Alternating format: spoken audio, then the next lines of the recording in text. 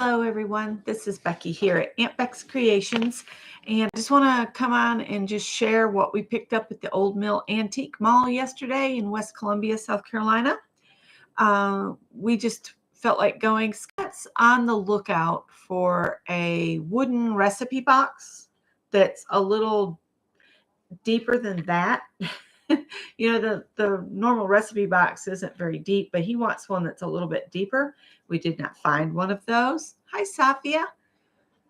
But in one booth, we found a stack of cookbooks that had to come home. They're older cookbooks, vintage, antique, whatever you want to call them. And then Scott found one thing. He's in the other room. It's a radius gauge set, and I think we got this for less than $9. And what it is, it was put out by Craftsman, and it's to find the edges on things.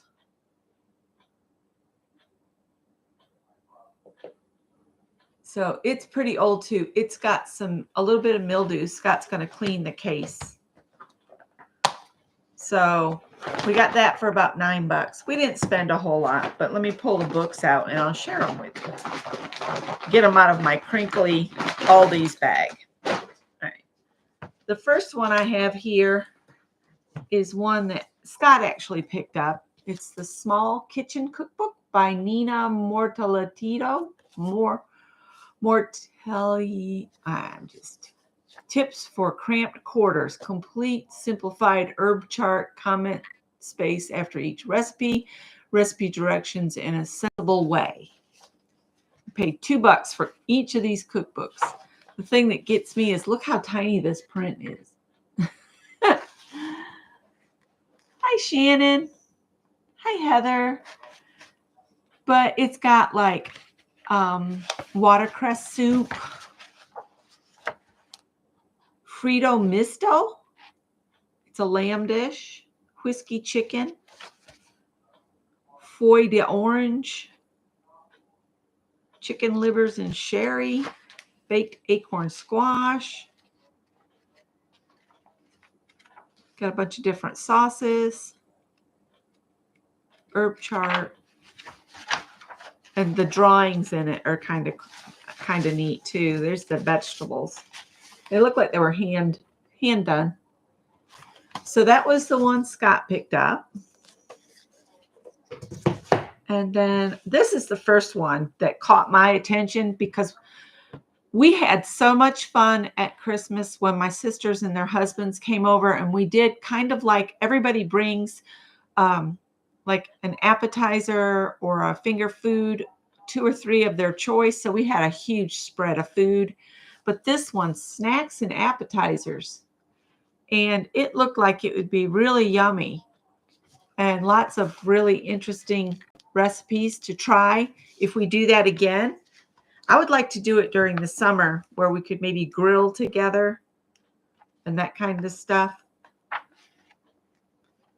course, they've got punch recipes because back then you had punch at every event. Do they do that anymore? Do they have like punch? Or have they gone to something else? Here's one.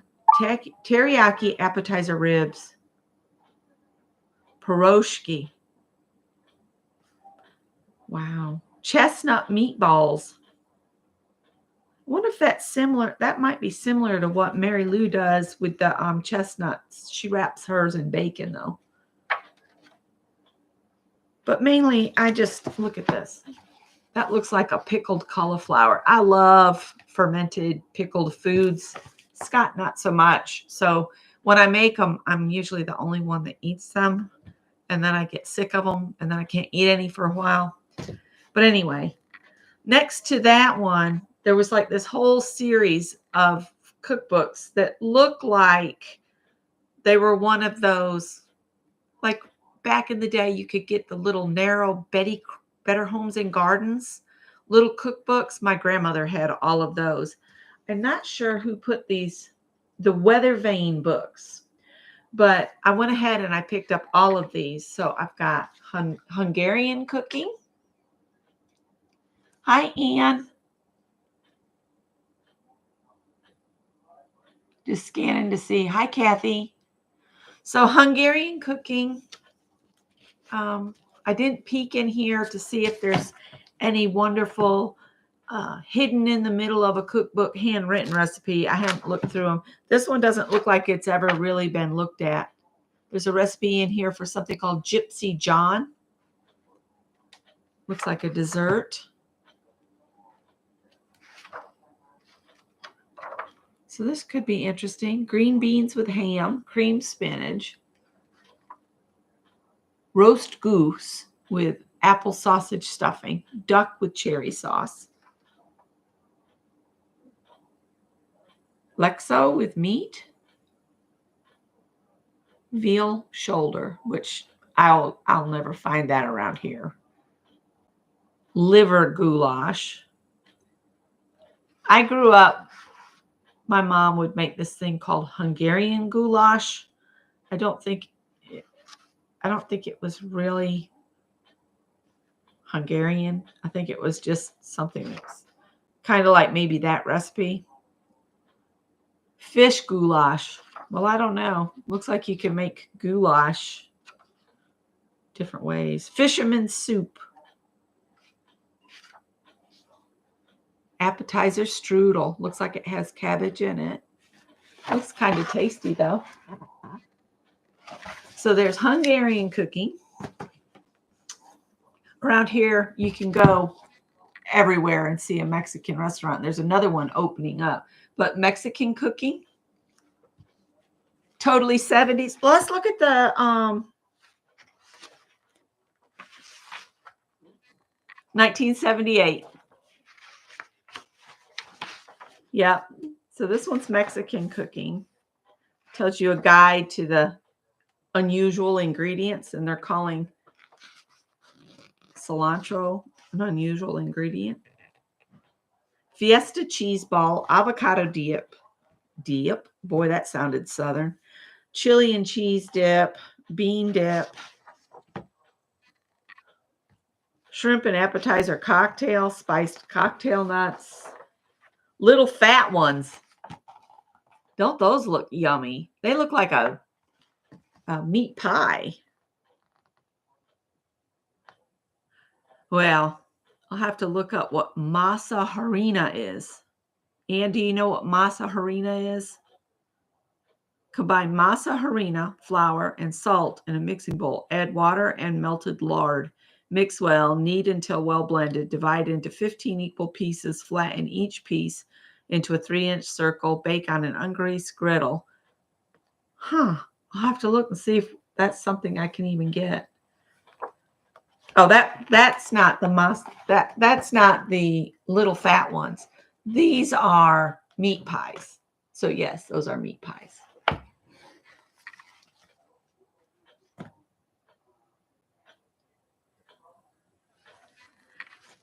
Yeah, this was like 1978, so maybe they would have been unusual back then, but now you can even buy a live cilantro plant at the grocery store. So,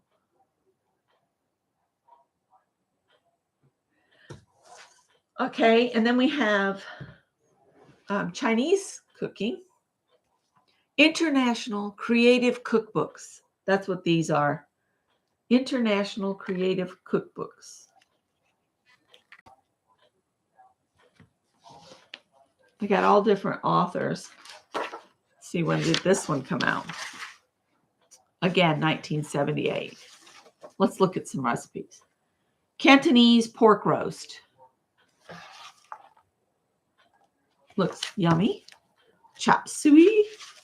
Chicken with rice. Sesame chicken. Ooh, hang on. We got to look and see if it's got a hot sour soup recipe. It is so hard to find really good hot sour soup. But we have found a place that's over by my sister Rhonda's house that has really good hot sour soup. I don't see it listed. They have a hot mustard shrimp in here that I bet Scott would like. Horseradish and chili sauce. Sesame cookies. Yep, this is what I'm going to do for a little while is look through here. Halibut Cantonese. All right, then I got Irish cooking because why not? And St. Patrick's Day is not very far off. So these must have came out in 1978. Let's see, that was 4 years before I graduated. So it's probably about what, 13 then? Let's see, I was 14. I was 14 then. Whoo, soup. Hearty beef and vegetable soup.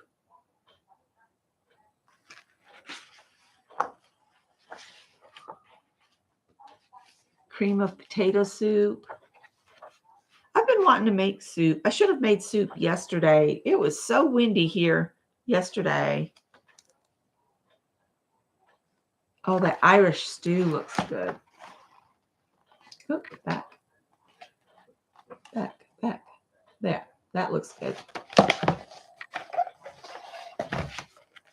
I love cookbooks. Can you tell? Pickled red cabbage. I'll have to get some pickling spice. I think I have everything else. Oh, I don't have malt vinegar. You need malt vinegar and a red cabbage. Bubble and squeak. Turnip bake.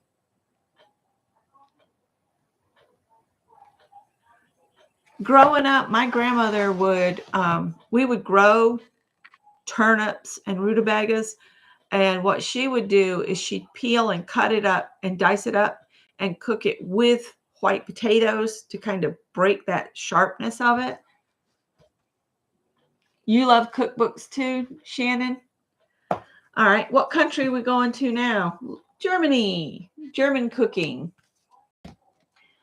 And our son loves this kind of thing too, so he'll want to look through these too. I'll have to write Mom's cookbook in the front of it so it doesn't get put into Greg's cookbook collection because Greg has almost as many cookbooks as I do. The kid cooks.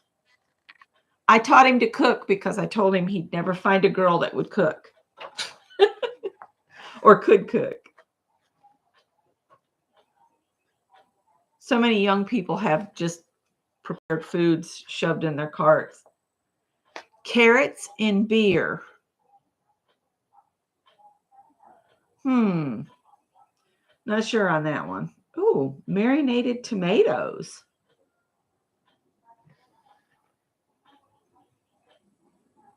Oh, that would be good. I need to get an herb garden growing.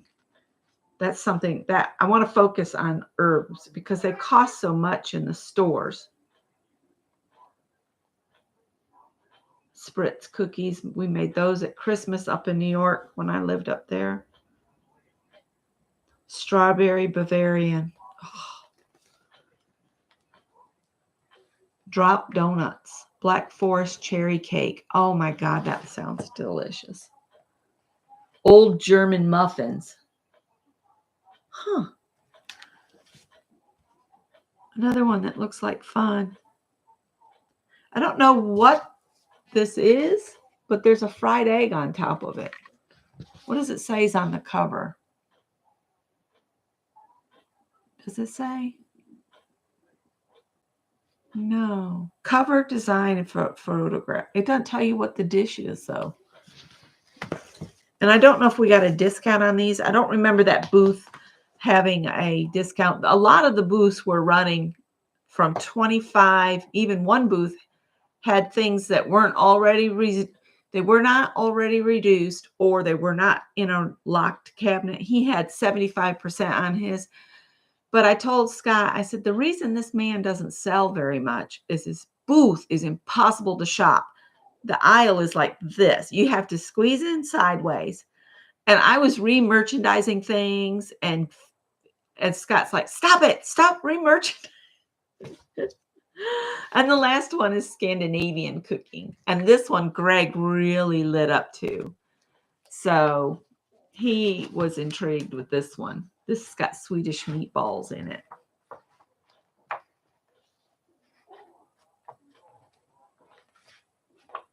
Fish soup, vegetable soup from Finland. I don't have any green peas, I don't think. I think I have broccoli, not cauliflower. Baked eggs. Beef force meat. That's what it says from Denmark. Lena might be able to tell us about beef force meat. Force meat is really only meat, fish, or poultry ground several times. It is combined with eggs, milk, and breadcrumbs or flour, seasoned to taste, and is used as meatballs, croquettes, or in any dish that calls for ground protein as its mainstay. Okay. So if I pull out my grinder and grind bought like hamburger and get it even smaller, that would really be more like it. Meatloaf and a sour cream pastry. That's in Finland recipe. Oh, anything with horseradish we love. Ham rolls with horseradish. Whip heavy cream until it's thick, then add sugar and horseradish and fold in the macaroni. Spread some of the mixture on the ham slice and roll up the ham. Garnish with shredded cheese or parsley. Make 6 to 8 ham rolls. Oh, 6 to 8 slices of cooked ham. So I guess lunch meat. That could be done up and then cut into little segments and made into like an hors d'oeuvre. I might force that one out. I mean, try that one out on my family. Dumpling steak. Wow. That's the dumpling steak. It looks like it's just a round meatloaf. So cool. So anyway, I got all of these. Ta-da! All the countries, plus snacks and appetizers, plus the small kitchen cookbook. It's how to cook in small kitchens. We could have used that when we were at the little house. I would take you all around and show you where we've hung art, but I can't do that with the laptop. And I just shared a picture. I have horseradish for Bloody Marys.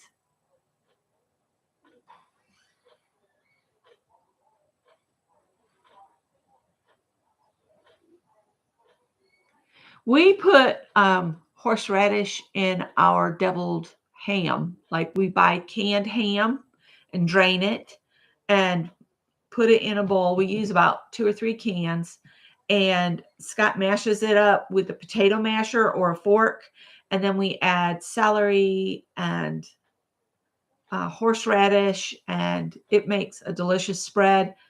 If I can remember, I'll put the link to Scott's deviled ham recipe down below in the description box if you guys want to go check it out. I have 2 blogs that are kind of neglected because I found YouTube and I kind of just shifted, but I do occasionally still post on my blog. But then we have recipe favorites blog as well that is really neglected. So hi Angela, hi Janice. So that's all I have to share. I think we did go to Hobby Lobby. Scott has a picture of his grandfather in a Baptist church band, and we took it out. And I told him, I said, we have to be really careful because sometimes the cardboard that they used to put behind pictures will kind of create an acidic environment, and it makes the photo connect to the glass. And luckily for us, it didn't adhere to the glass except up near this area in the trees. But we wanted to replace that cardboard that had been on the original piece. Because see, we took it all apart because we wanted to clean it up good because he's going to hang it by his degree and by not Scott's, but Greg's Navy pictures and Uncle Jesse's serving in World War II thing. on the back of it, it says all the ships that he served on. So we have that all kind of hanging there in Scott's office section of the front room now. So we went and we got some of the board like this that they use in the framing department to put in there. It's the same thickness as the cardboard that was on there. So we picked that up. It was $2.99 for a fairly big piece. And then I picked up some more. I've never used size 5 thread. But I wanted some more of this variegated. So I got, this is kind of, there we go. It's actually more greens, more toward the greens. And then this one's blue and pink. That shows pretty good. And then the last one, I picked those up yesterday, those two. And then a while ago when I'd gone over to Hobby Lobby, I picked this one up. That's all multicolored. And I shared a picture on Facebook of this top that was just made out of all these little flower motifs. And what I was thinking is I could work on flowers until I get, you know, and this is something I could take with me. Like if you're waiting in a doctor's office, I could work on a flower while I'm sitting there waiting. I like to have some hand projects that can go in a small project bag to go with me to appointments, or if I'm having to wait for Greg to do something, or waiting on tires, whatever. Whenever you're waiting somewhere, I like to have something to do. So I thought if I got some variegated in these different colors, then I'd have all these different flowers, and I would like to try to make myself a top out of those. Hi, Barb. I also got in my stuff from Shelly, and I got Ginger's beautiful necklace, and it goes with this shirt so well. I put it on, and I got my cards that Anne had made in the little book, and I've already put those with the card stuff over there.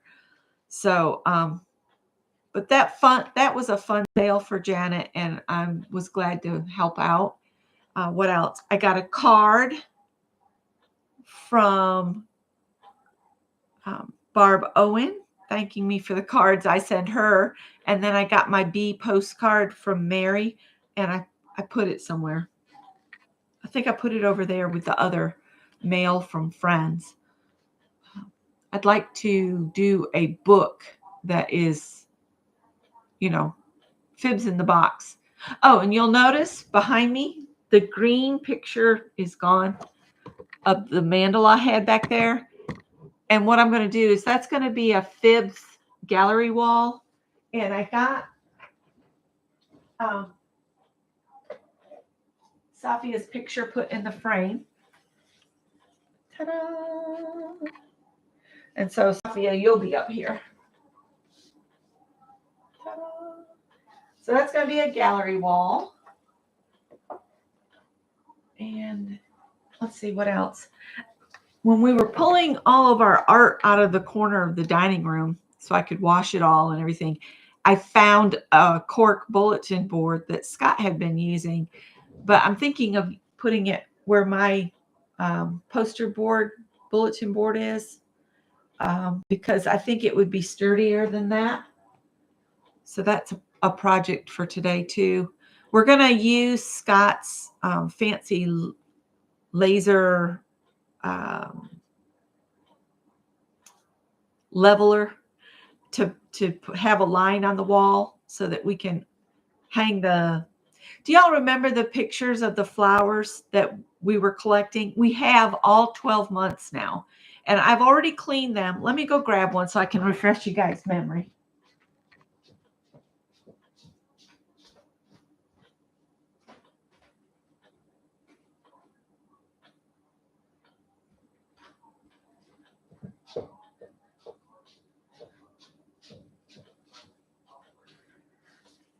Do y'all remember these?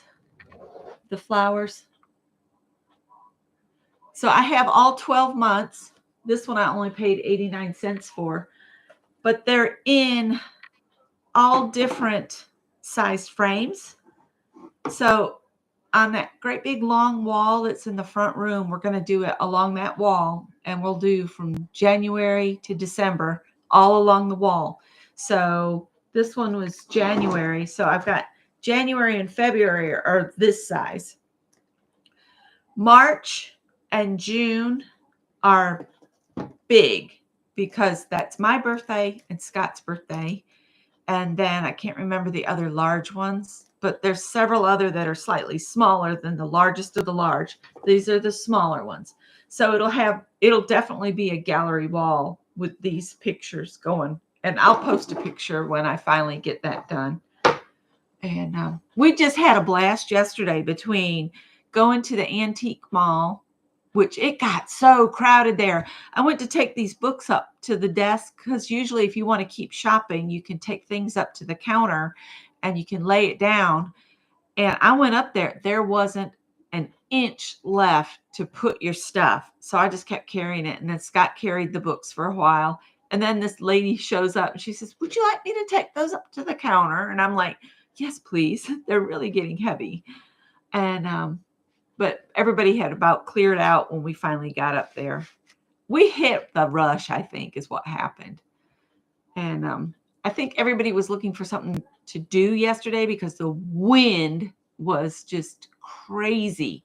Scott had all these plans of changing the oil in the truck and checking the front end because it's making a noise that he doesn't like, and the wind was just too much. He said there'd be oil everywhere with that wind blowing like that. Yes, fibs means friends in the box, like art from you guys.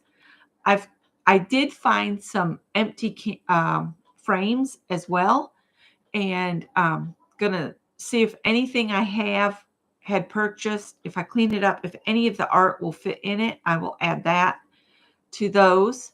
A couple of the frames I did not realize are not hangable. They don't have a thing to hang, but I'm going to look at them and see if I can.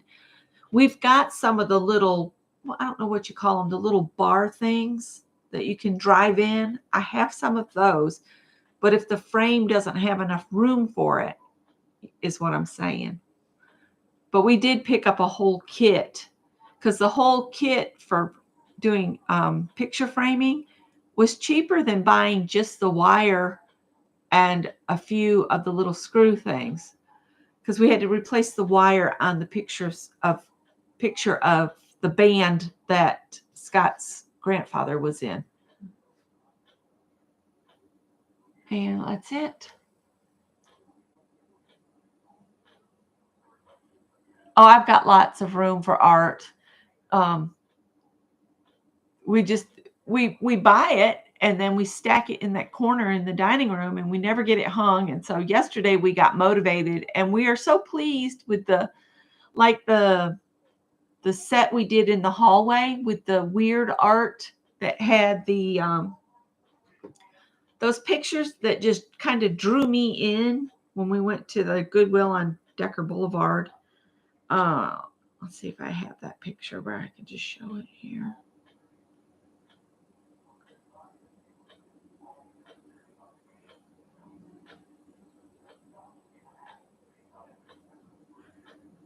So, we just recently got that mirror for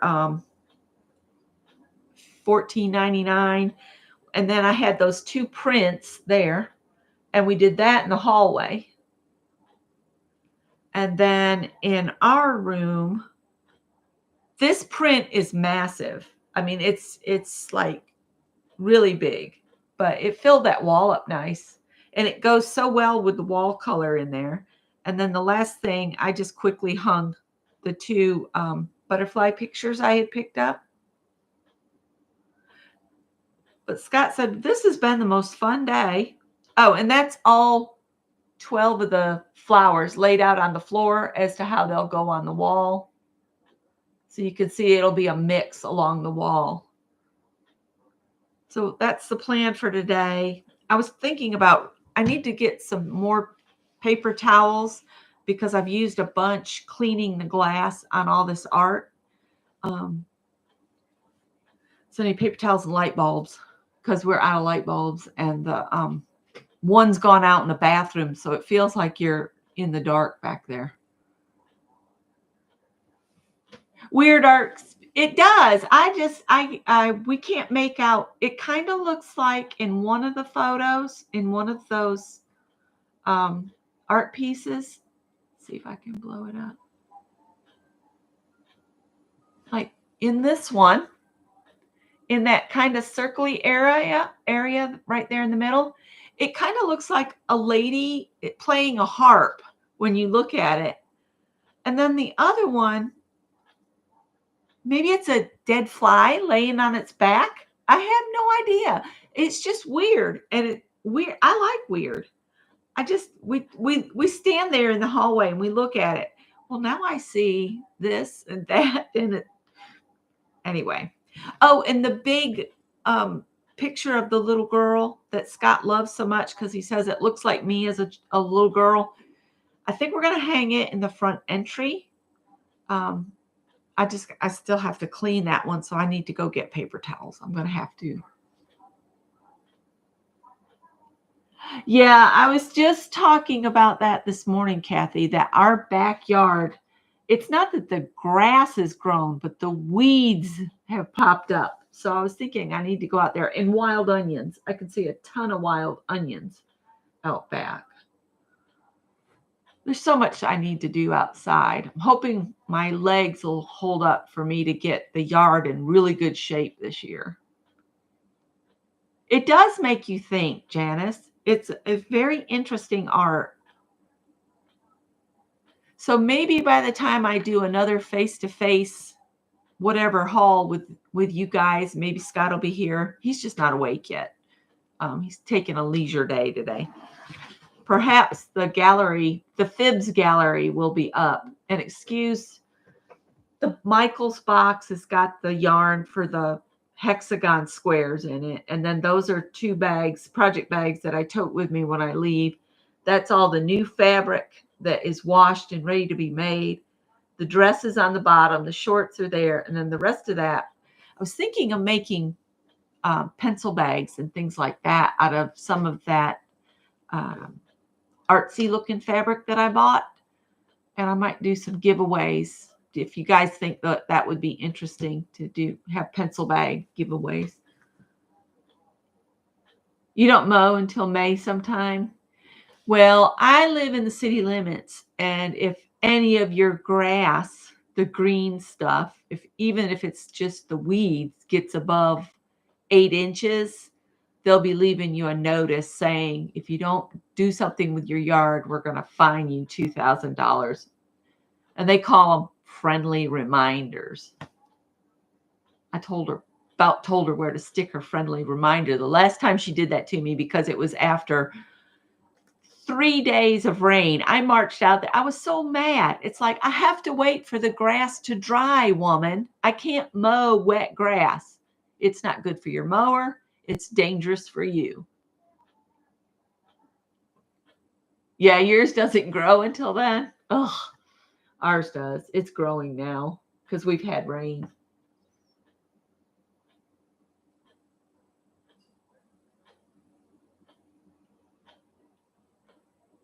Yep, I'm not jealous of her cold weather, though. I don't want to be that cold. All right, guys, I'm going to let you go, and I guess I'll run to Walmart. You missed the smell of it. I missed haying season for a long time. When I first moved down here and I wasn't on a farm anymore, I missed the smell of the grass cut when we'd start cutting hay. Yeah. All right. Bye, guys.